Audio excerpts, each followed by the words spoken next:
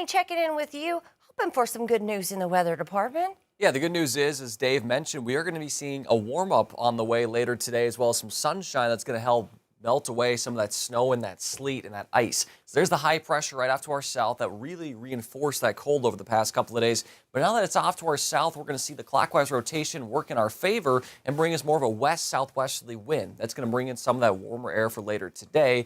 But to start today, it's going to be chilly. Wind chill warning or extreme cold warning in effect through this morning for wind chills as low as 5 to 10 below. That'll be frostbite in as little as 30 minutes on exposed skin.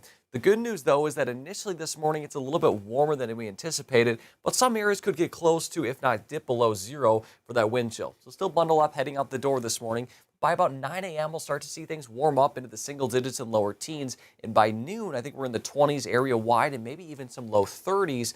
And that's going to be a nice kind of theme continuing for today. It's going to feel a little bit warmer, about 10 degrees warmer than it was yesterday.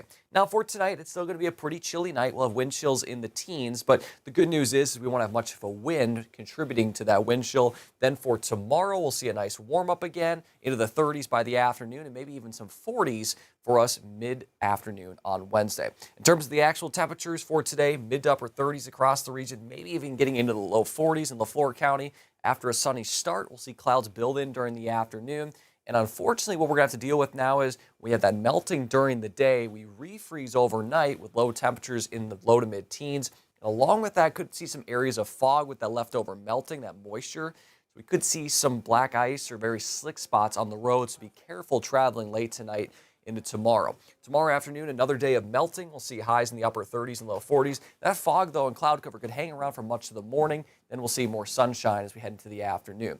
After another warmer day on Thursday, I think we'll see highs in the 40s nearly area wide. We will see some colder air return, and with it, maybe a few flakes. Now, I do want to emphasize that just that, maybe a few flakes, kind of similar to we had to start the month, where it was just kind of maybe a dusting at best. That's all we're expecting out of this. No impacts expected with any of these light flakes. So that could occur late Thursday into early Friday, and then that could continue on and off really throughout the weekend. The bigger story is going to be colder air returning with those flakes. So this is this afternoon. You see in the light blue some colder air remaining, but by Wednesday, those greens and yellows come in. So again, this is the middle of the atmosphere telling us that, hey, it's going to warm up a little bit.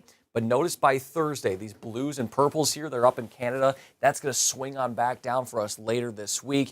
That colder air is going to be here with us Friday and Saturday. But thankfully by Sunday, we warm back up, and then Monday of next week, we're a little bit warmer. So you can see a slight buildup of those temperatures through Thursday, Friday, and then maybe even a little bit Sunday, those light flakes. But we're building back up that warmth after a little bit of a dip. And know that with Sunday being the beginning of February, Monday, of course, is our favorite holiday of the year. Maybe that's just me, Groundhog Day, and we'll have to see what Puxatawny Phil and the other groundhogs across the region have to say about our continuation of winter. But it does look like for now, it'll be a little bit warmer as we head into the first week of February.